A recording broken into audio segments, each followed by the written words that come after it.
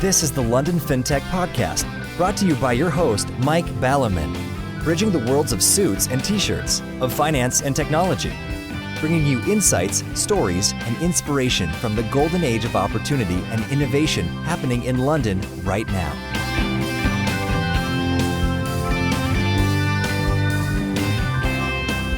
Hi, this is Mike Ballerman, and this is London FinTech Podcast, episode 131, brought to you in association with Smart Pension. And we're joined today by Mike Bristow, founder and CEO of CrowdProperty, who are a P2P offering development finance loans to discuss disintermediating the property project value chain. As we sit here in central London, I'm very glad to say for you all, as well as for me and Mike, that a very noisy drilling outside has just ceased. There is a huge property project going on behind us, and property projects are one of these worlds, like many of the others that we've discussed, which are very much a world unto themselves. If you haven't been in it, you can have very little feel for what it's like. So let's find out about that world today and how fintech and P2P and all that kind of stuff is making it smoother and more 21st century. Plenty to talk about, so let's get on with the show. Hi Mike, thank you for joining me today. Hi Mike, pleasure to be here. So we were talking about Euston Station, actually in London, talking of property, and as we will come on to a little bit later, CrowdProperty are actually based in Birmingham, which is far away in the regions where I started many years ago. And Euston Station isn't the best example of a station. And for those people abroad, over here, one of the controversies, which sadly both the contenders for next Prime Minister seem to think is a good idea, is this thing called HS2, where we're going to spend 60, 80, 100 billion pounds on making trains go a little bit faster to places like Birmingham. Indeed, Euston's not exactly an architectural triumph. Actually, whereas just down the road St Pancras is, I'm a firm believer it's a shame that that doesn't serve Birmingham, given how much I'm in and out there. But you're right. A few years ago, I worked on the economic case for the Thames Estuary Airport, which I thought was the right answer, but we don't necessarily have structurally the right long-term view to be able to say, right, let's do something that radical, and instead, right, let's replace some train tracks. Yes, I've been thinking about this quite a lot because, boring listeners once again about this darn book, I've got rather bogged down in the 19th century, why limited liability companies arose. And the answer is that if I ask you now, or ask anybody, you'll go blah, blah, blah in the way that I would have a year ago. But it's actually a great mystery, strangely, right, as I'm writing about. So looking quite a lot at the 19th century, one of the things then was that politicians were prepared to do bold things. So, for example, Parliament said, for the first time in history, anywhere on the planet, we can have completely limited liability companies for everybody. Europe had some version, commender, of passive investors having limited liability, but the management having unlimited liability. So that suddenly gets introduced. And of course, huge crises, huge company collapses, as you imagine, which have continued to this day as a result of that decision. Whereas you get to now, and politicians seem to spend most of their time virtue signalling and delegate responsibility. A simple example being, I saw something on Twitter recently about, the BBC's bias, we want the government to debate this in Parliament, so I just signed up the petition. Got the usual patronising reply, which is, look, Sonny, we know how to run this country, piss off and mind your own business, wrapped up in civil services or something. Anyway, I think more people must have signed it, so it actually is now going to be debated in Parliament. But the first version of the reply was that, this isn't a matter for the government, this is the matter for Ofcom. And when Sir Paul Tucker was on the show, one of the points that he made, which has stuck with me ever since, because I hadn't particularly spotted it, which is, whilst there is the case of the greedy bureaucrat in all of these regulators trying to expand their empire, get more budget, more people, more importance, and more interference, the other part of that chain is that politicians around the world, and in the United States as well, are only too keen to wash their hands of any big decisions. So, yes, BBC bias, that's nothing to do with us, that's Ofcom. So, yes, Thames Estuary, we'll have a review on that. So you end up with politicians who are just virtue signalling, the modern version of kissing babies, and not actually making decisions. You haven't had a conviction politician in this country since Thatcher, for better and for worse. They're just management. A few years ago, I think it was 2013, 2014, the year that we kicked the third runway Heathrow debate further into the long grass, I think that year China built 52 runways. So, we are slipping. And we going back to project finance and all this kind of stuff, which is the broader context of property projects, we are taking longer and longer and longer to make fewer and fewer decisions. And so I think it's this more than anything else, which is meaning that we will continue, we and Europe as a whole, which has got massively bureaucratic, continue declining in the 21st century because other countries don't. China's a very good example, Hong Kong, which is half China but very controversial at the moment, given all the difficulties over there with the extradition law. They just decided to build another runway on an island somewhere, so they created an island out of nothing, built it, while the sort of Heathrow review was, barristers were still charging 10 grand a day and racking it up. And that gives them access to a hell of a lot of GDP. That economic flow is so valuable. Yeah, critically important that we continue our infrastructure but have a global perspective on it. Yes, I'm pessimistic because I can't see how it changes. It's hard to be optimistic on this topic. Yes. Well, as my kids are sort of one's now left university, and the other will leave university next year, I just keep telling them to emigrate somewhere more sensible. Anyway, so that's project finance, and as a whole, this country is getting more and more pathetic and wimpy about it. So let's turn to the property projects, development property. How did you get here from when you were a lad? What led you? What was your journey? Back to your early days as well, I went to University of Birmingham, did a very quant-heavy degree, Masters in Mechanical Engineering. Went into management consultancy, Strat Consultancy specifically. Did a lot of advisory, private equity, both on M&A and corporate strategy. That was around 17 or 18 years worth, partly with big firms, partly working under my own shop. Did an MBA in that process at London Business School, which is a great school. But alongside all of that, since 2002, I've been investing in property, been pretty active in that.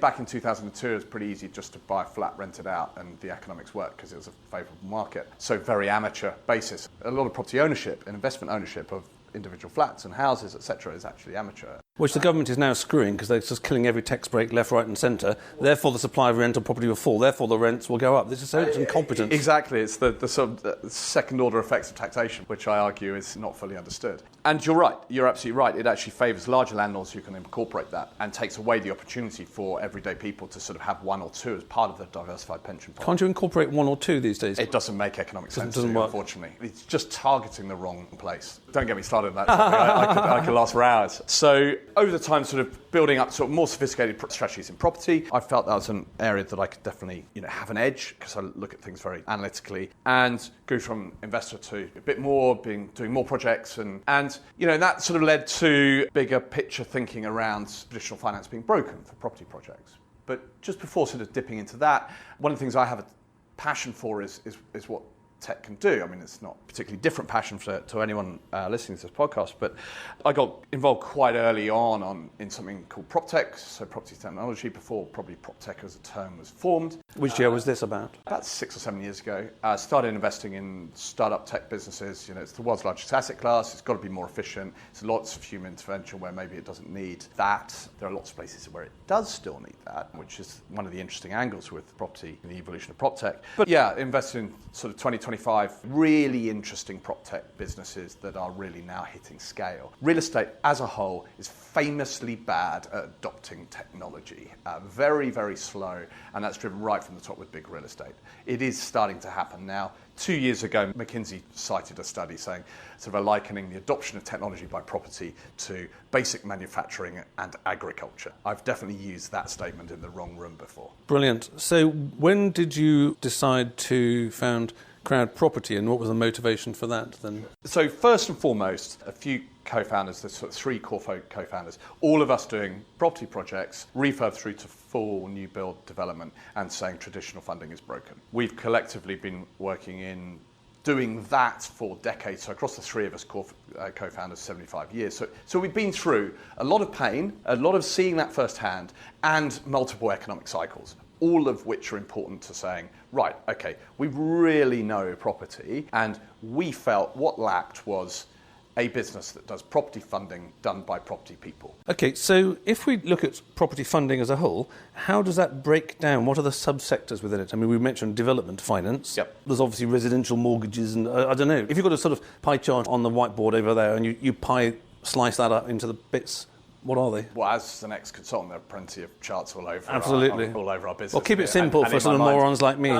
So first and foremost, we fund stuff that has some sort of residential makeup at the end of it. It could be commercial to resi, so it could be a commercial product at the moment. And the elements are broadly short-term finance, which might be bridge, or it might be project finance, or it might be rapid finance. And short in this context means? Basically between 12 and 24 months. Probably 6 and 24 months, actually.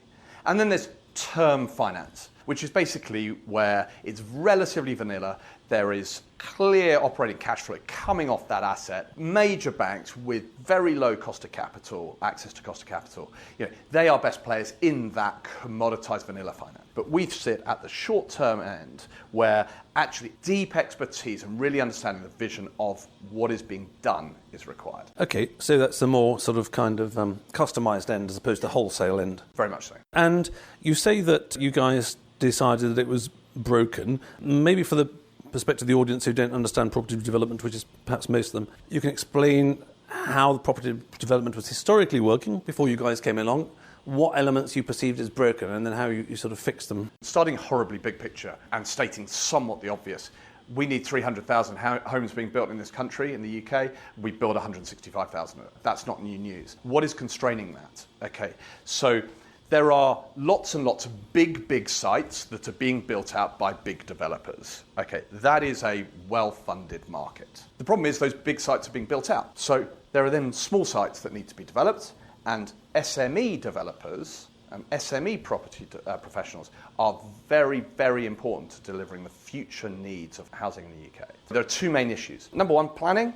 Number two, funding. Traditional finance is not structurally set up cost-wise, predominantly, but also responsiveness and service, etc., to serve an SME property professional trying to get a project over the line. Is that because if I'm an SME property developer, I need small slugs of money sort of in a very variable way, and whoever it is, Megabank PLC will only give me 100 billion for 5 years fixed or something. I'm caricaturing it. Very much so. So therefore, end of the queue in terms of processing of that, etc. So what property professionals, SME property professionals need, okay, is speed, ease, and certainty of funding, okay, that enables them to crack on with finding more sites, spending more time on building out those projects, more homes into the economy, more spend in the economy, etc. But that funding side far more efficient. It's a massive barrier, not only in terms of time, but also in terms of sort of understanding and willingness to play in that traditional funding space. So, in terms of giving us a feel for what mega projects are in property and what the SMEs are looking at, Bridget and I on Saturday went to Petworth. It's a National Trust house, got a vast collection of art in it. So kind of art I find fairly sort of boring, actually, sort of bit European, fat babies as angels and all that kind of stuff. But there's some brilliant sculptures in there as well. Anyway, mainly because it has a 700-acre deer park, and Saturday was the first day this year since Easter where the sun's come out, so we had to get outside. And driving there, we went down the M23 past Gatwick, and then basically you go west, and it's an awful journey because you go through about, 20 roundabouts or something. It's a complete nightmare around the outskirts of Horsham. Yep. And you pass what used to be field after field after field after field after field, full of as many Lego block houses that can be squashed into that field with no community, no resources, no nothing. Some developer has bought 50 acres and stacked 1,000 houses in or something like that. So I assume that is a mega project. Exactly. They're the large tracts of land that are getting built out by the large developers. The clever stuff really comes to say, right, how can you infill in London? For example, we're funding a project at the moment that's right next to Waterloo Station. Okay, it's a terrace building. There's a complex freehold leasehold structure. Okay, and the developer wanted to exploit the air rights on top of that, and they're putting 2 modular flats on top of it. Okay, that's delivering 2 more houses. Micro level. Yeah, but that is about part of the densification, part of the ways to improve housing supply into our country. Okay, so is it gradated into large, medium, and small, or is it literally large wholesale, buy 1,000 acres, put 1 million houses down, and add 1 floor to a building near thing, or is it a continuum, or is there actually a gap in the middle? Yeah, it's definitely a continuum, and as with anything, there's no sort of clear delineation of what an S, what an M, and what a L is. Or what an S&M is that's a different conversation. Right, I see. So anyway, you're going at the sort of smaller end, the more niche end, where people, as you say, want service and speed and reliability and all that kind of stuff, and where the big players can't service it effectively. And in terms of prop tech, as you say, it's another one of these X-tech things that are floating around. Why did you then decide that actually P2P was a way of doing it? Because P2P, as you've probably noticed yourself, you've got the challenge of managing balancing the one P with the other P. You've always got too much of this type of P or the other P. You've always got too many potential borrowers but not enough projects, or you've always got too many projects but not enough borrowers. And getting back to conversations we had in the podcast many years ago, if banks had to do that, banks would have never got to where banks have got today.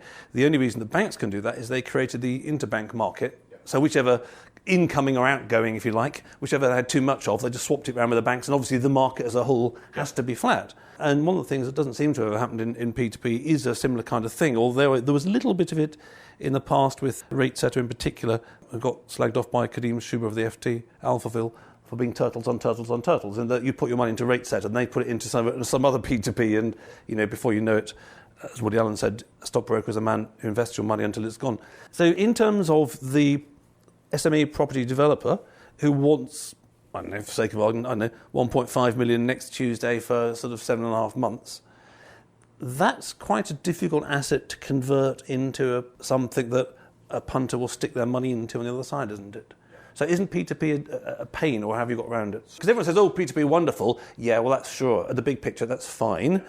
But actually, at the detailed level, when you're managing it day to day, you're managing basically a treasury function. It's not that easy. I mean, you're right. We came at this perspective saying, right, we're property experts. Let's talk about property lending that's broken. Okay. Then there's a route to market model. We didn't say set up a P2P site and work out, right, okay, what do we point it at? It's a route to market, and that route to market is a way that we chose to build up that lending capacity. And actually, if you look at SME property developers, they're also trying to build a brand as well. And it turns into very much a consumer branding piece, which we think is really, really interesting. Now, what has inevitably happened with our business, as we've proven it over many years, is that institutions have knocked on our door and said, actually, we like what you're giving to the retail. We like your track record. We've been following you, and that builds that sort of complementary lines of capital. So in a sense, you've got facilities from institutions in banking terminology. Exactly.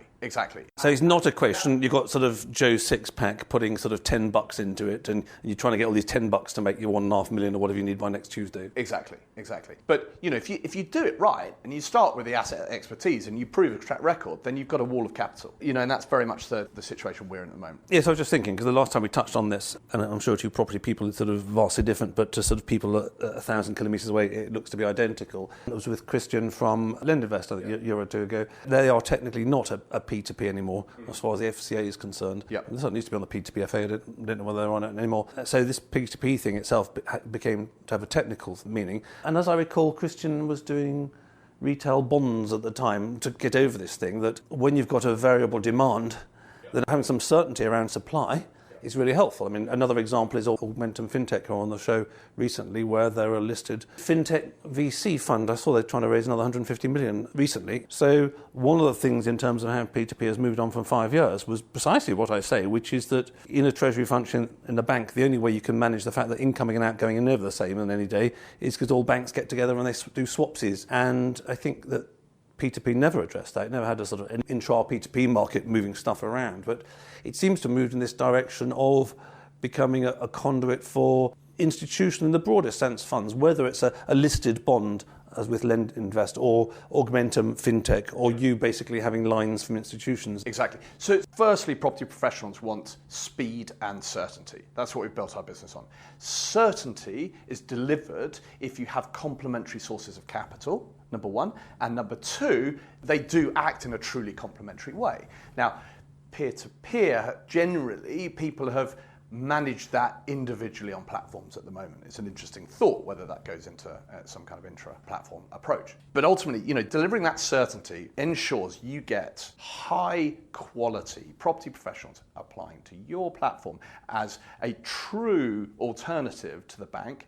And we position ourselves as a lender of first resort. So we are taking out the bank in that respect. But then there are other efficiencies on top of that. Yes. So the line I'm thinking about the P2P is the sort of, is P2P disappearing? Or, it's certainly changed from the original idea. And the reason I say is it disappearing is because I'm thinking back to an episode, the name entirely escapes me, last year on supply chain finance. So they would not call themselves a P2P whatsoever, and you do, but what's in a label? But if they were here, they're basically doing the same thing, which is they're taking some difficult asset class as far as an institutional investor is concerned, and they're packaging it up in a way Yep. They're wrapping it up in a nice box and say, oh, look, it's a rectangular box of this size. It's like containers. Containers are used to move physical goods around the world all the time. The container's been a great invention because it's all the same size. So you could contain the ships and you've got lorries, and that's good. So they were doing the same thing for the supply chain finance, which is a real mess because it's been going around for thousands of years, and they were boxing it all up. So to a certain extent, another way of viewing what you're doing without emphasising sort of the kind of fintechy word is it true to say that you're taking a difficult to invest in asset class and you're making it more investable for institutional investors? Very much so. But first and foremost, how we're trying to deliver on that is from the basis of the pure ethos of P2P. So more efficient matching supply and demand of capital, all of that you covered many times. And if we deliver that in the best way, leveraging all of the data analytics and expertise requirements within property, doing a damn good job, okay, what you're able to do is you're able to say, right, we've built an efficient model, number one, okay. The peer, the retail lender, is important to that. Okay, if we deliver a great model there, institutions come and knock on the door. That then means the surety of capital across multiple sources. Therefore, property professionals come to us, and there are more projects for both institutions and the peer. And that virtuous circle is what we're driving right now. Yes, so looking at the asset side of the equation, as you say, a lot of analysis goes into that, and like all markets traditionally, brokers have played an important part in this world. So as somebody who isn't a property development expert, or as somebody who isn't even a property development amateur, what is the role that brokers play, and how do you relate to brokers, or how do you disintermediate them, or don't you disintermediate them? So 95% plus of the property finance market is brokered. And there's value in that, and from our perspective, we actually wanted to take that out for multiple reasons. So first and foremost, economically, there's 1 to 2 percentage points on that loan that the broker will take off us as lender. They'll also typically take 1% off the borrowers as well. So therefore you've got immediate inefficiency of 2 to 3%. Nobody really has cracked this at scale to drive a property developer brand. We had various sort of unique factors about our founding team and makeup that enabled us to say, at least give it a go at cracking that problem of building direct applications from property developers and grassroots SME property developers. But actually where I think it comes in far more powerfully than pure efficiency is in the direct relationships that we have with all of those property developers. So we are talking to them directly, on a daily, every other day, weekly basis. Okay, our experts talking to them about their vision. What we're doing there is we're building a strong relationship, but we are understanding the qualitative, the human factors, the behavioural factors, the psychological factors of are they going to deliver on that property project. That gives us far richer underwriting that when you put with all of our data analytics, it's an incredibly powerful system. Yes, I saw something in passing last week, but it was so in passing I don't even remember it. But it was somewhere in America. It was a prop tech. I don't think it was a fintech at all, but it was a prop tech company, and they use a hell of a lot of automation, and they can derive prices of properties and da-da-da-da-da-da and rental values, and you did 360-degree tours and mumble. Anyway, it's probably quite a well-known one, but the name escapes me. And again, an argument's been going around for a long time, which is how much can you use computers and how much you need people. The original reason I clicked on the thing was that I was sceptical about how much you can use computers in some circumstances, but it was clearly, I don't know, American suburbs where every house is identical. Exactly. And in those circumstances, it's super easy to have a computer and sort of, it's got 5,000 square metres, not 4,500 square metres, and the yard is this big and that big. You can have the Parker's Guide for second-hand cars for that. Exactly. Whereas London's a prime example. It's all very, very different, and so you need the human input. And of course, there's a trade-off between the two. So you're speaking to the market directly and saving the value chain in terms of the percentages that are not going to the broker. Yeah. How many deals are you doing at the moment per annum, or what sort of kind of volumes have you done in total? Going back to what S&M might mean in SME. So we've taken some time to grow because we've been cracking that difficult problem. We think it gives fundamental strategic advantage for the long term. We've funded 40 million to date, £100 million worth of end product. And how many deals is that? 97 projects, I think it is. Where we have the really, really strong lead indicator is that we're seeing the benefits of all of that hard work on the direct origination side. So our run rate not based on the last 3 minutes, but based on the last sort of 4 or 5 months, we're seeing £1.7 billion worth of applications for funding direct into our platform. And what that means is it gives us a material proportion of the market to make the highest quality lending decisions, to select the ones that we will lend against, and we will be able to win that business because of exceptional speed of service and depth of relationship. Yes, I'm just musing, when you say that, I'm just musing that, in terms of that sort of kind of arithmetic, and what is a topic we talked to Jeff Lynn about a few weeks ago on the equity side, equity crowdfunding, which is the premise when people started is that people will want to pick their own individual assets. Some people will. Plenty of people like me just ain't got the bloody time. I haven't got the time to go through CEDAs and read all the stuff and try and understand it and all that kind of thing. So, they're setting up one way and another a fund which will invest in, the top 100 ones or something like that, which will, and an auto diversification button. Anyway, people who are interested can listen to that precise show on the mechanisms. But it's the same thing, which is that one of the things that sort of changed is everybody's realised that they're even busier than before. So I wonder whether, if we're talking in 5 years' time, you'll have a retail listed bond or you'll have a fund where the likes of me can invest, because you're clearly putting a lot of work into creating all these assets, and individual assets are all fine, but a punter like me, does not have the ability to second guess you. You've done all these assets and you put them there at a price and all that kind of stuff, or however it works. I'm not going to add any value. And B, I shouldn't be bunging all my money in one of your things anyway. I want exposure to the lot. So maybe all this stuff is P2Ps. Maybe it all will eventually just disappear into funds of one sort or another. I don't want to spoil the P2PFA's day, because I know you're off to a P2PFA board meeting fairly soon, but you can tell them Mike thinks they've got no future, it's all over. Yeah, exactly. The very important thing here or the very interesting thing, certainly about the British culture, is it's a property nation. We fund things that have at least part of a residential end product. People have a view on location, type, architecture, condition, proposition, micro and macro location, I should say. And it's kind of a favourite dinner party conversation. So what we see on our platform is that people are selecting, and also they are using our auto diversification product. So both of those work, and both of them gain engagement with our business in different ways. Good. Okay, well, that's interesting to see how that's going. So in terms of the sort of ping pong, maybe the answer somewhere in the middle, which is that there still is P2P in the sense that P2P was intended in the first place, but there's also quite a trend towards P2P kind of just dissolving itself and become packaging assets into a fund, and no doubt we will see as time goes on. So before we wrap up the show, I'd like to thank all the listeners out there and my brand partners for the podcast, Smart Pension, who are fast, secure and free. Check out their UK workplace pensions at autoenrolment.co.uk. So, Mike, would you like to tell us a little bit more about CrowdProperty in detail? We've mentioned the name once or twice, and a little bit about what you do, but not particularly dived into the topic. And just to pick up on the last thing you were saying that it's a property nation. I think certainly historically it was, and I mentioned Thatcher, who's subject of actually a very good BBC documentary. It's very good, and BBC don't tend to go in the same sentence these days, but it's old school BBC, where they're actually just going over the history of the 70s and the 80s and the 90s. And one of the things that was sort of very big those days was making it a property nation. But of course, as anybody with kids knows these days, or anyone with kids in London knows, that's becoming a rather historic concept. Unless mummy and daddy are particularly well off, good luck buying a property in London if you're a nurse or a teacher.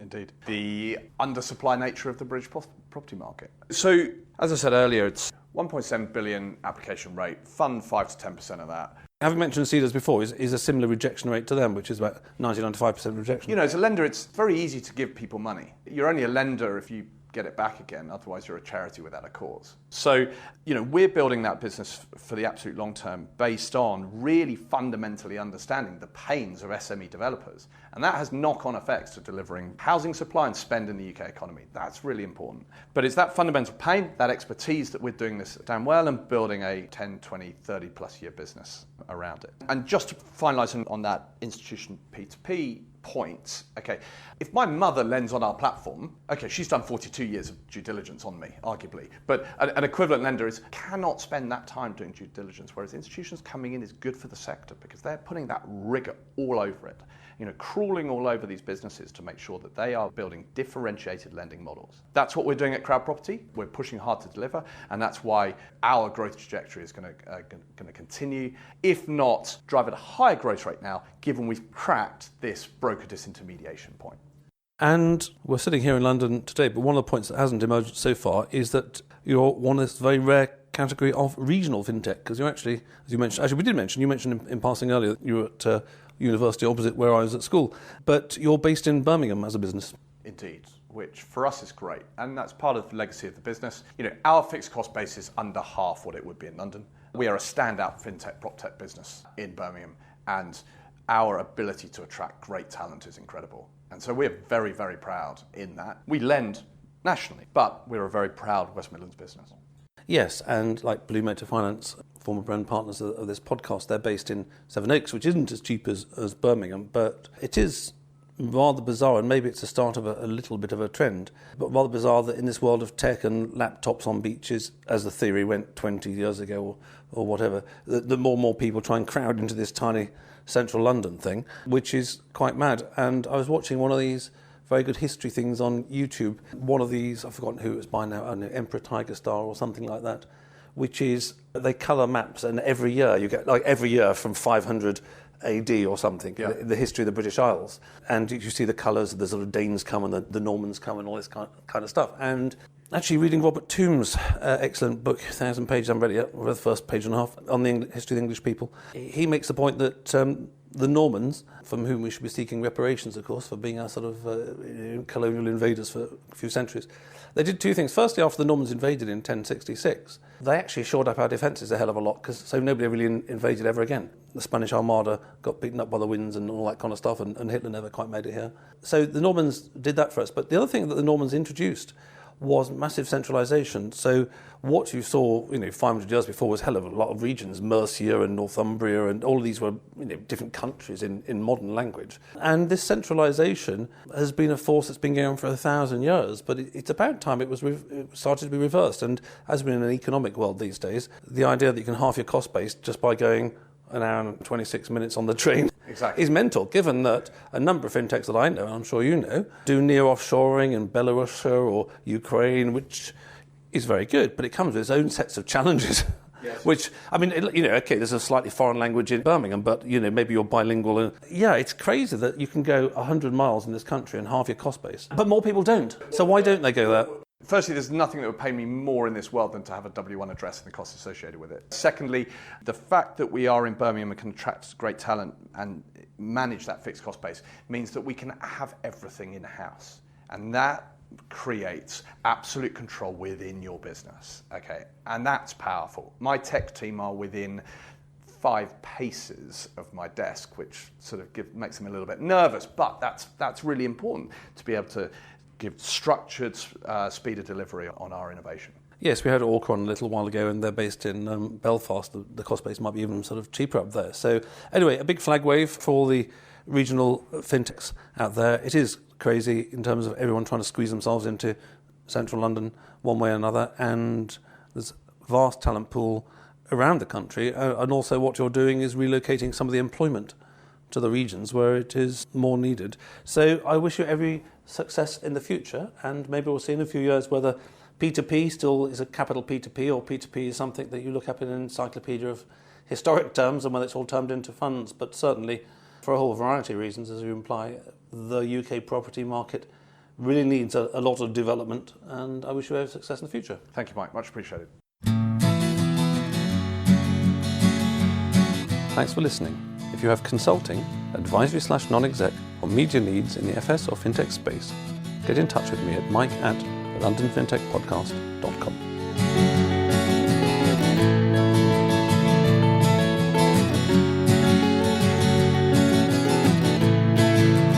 We could sit in a vendor all day, watching the firelight dance, watching the firelight dance. We could walk in the mountains before dawn, watching a happy moonrise, watching a happy moonrise.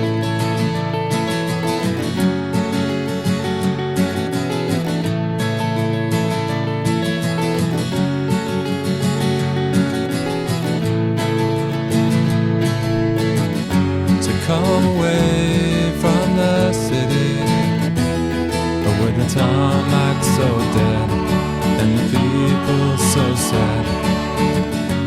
Come away from the city with the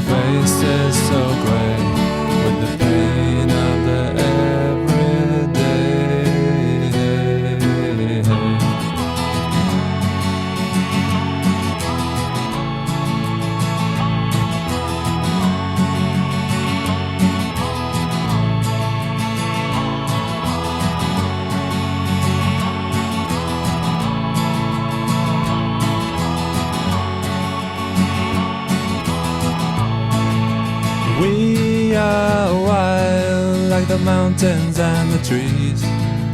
Can you see what I mean? Can you see what I mean? We fade in between the earth and the sky. Kiss the city goodbye. Wave the city goodbye. Wave the city goodbye. Wave the city goodbye. Watch the firelight dance with me. Watch the firelight dance with me. Watch the firelight dance with me. Watch the firelight dance with me. Watch the firelight dance with me. Watch the firelight dance with me. Watch the firelight dance with me. Watch the firelight dance.